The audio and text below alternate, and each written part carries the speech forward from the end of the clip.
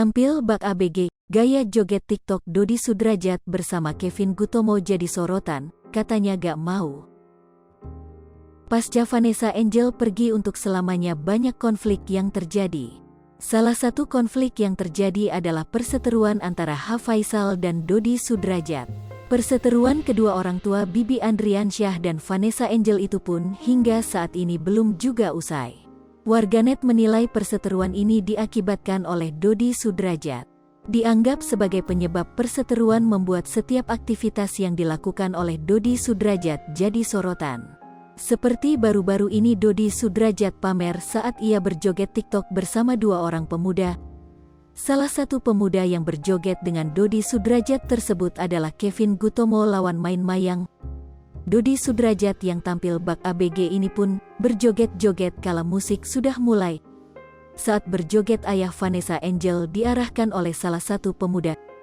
Jogetan TikTok Dodi Sudrajat itu diunggahnya kembali di akun Instagram pribadinya. Unggahan Dodi Sudrajat saat ia joget itu pun ramai dikomentari warganet.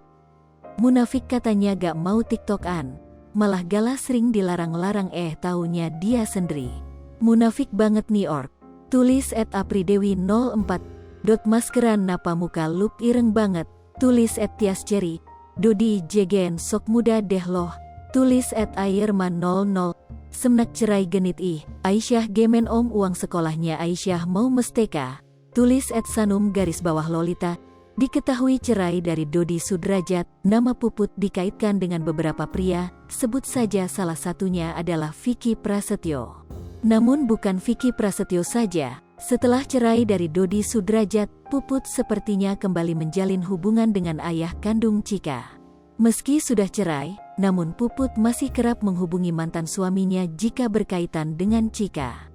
Belum lama ini Puput membeberkan wajah dari sosok pria diduga mantan suami pertamanya.